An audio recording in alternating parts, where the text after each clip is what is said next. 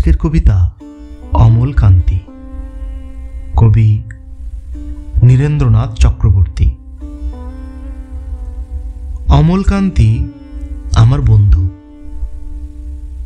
স্কুলে আমরা একসঙ্গে পড়তাম। রোজ দেরি করে ক্লাসে আসতো, পড়া পারত না। শব্দরূপ জিজ্ঞেস করলে এমন অবাক হয়ে জানলার দিকে তাকিয়ে থাকতো যে দেখে ভারী কষ্ট হতো আমাদের।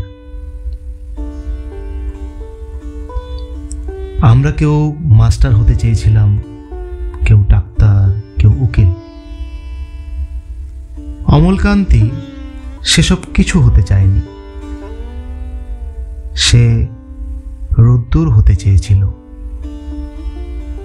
ক্ষান্ত বর্ষণ, কাক ডাকা বিকেলের সেই লাজুক রোদ্দুর, জাম আর জামরুলের পাতায় যা নাকি অল্প একটু হাসির মতো লেগে থাকে।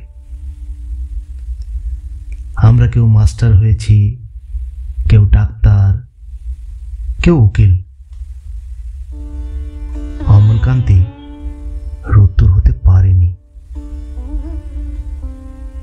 সে এখন অন্ধকার একটা ছাপাখানায় কাজ করে। মাঝে মধ্যে আমার সঙ্গে দেখা করতে আসে, চা খায়, এটা ওটা গল্প করে, তারপর বলে উঠি তাহলে। আমি ওকে দরজা পর্যন্ত এগিয়ে দিয়ে আসি। আমাদের মধ্যে যে এখন মাস্টারি করে, অনায়াসে সে ডাক্তার হতে পারত। যে ডাক্তার হতে চেয়েছিল, উকিল হলে তার এমন কিছু ক্ষতি হতো না।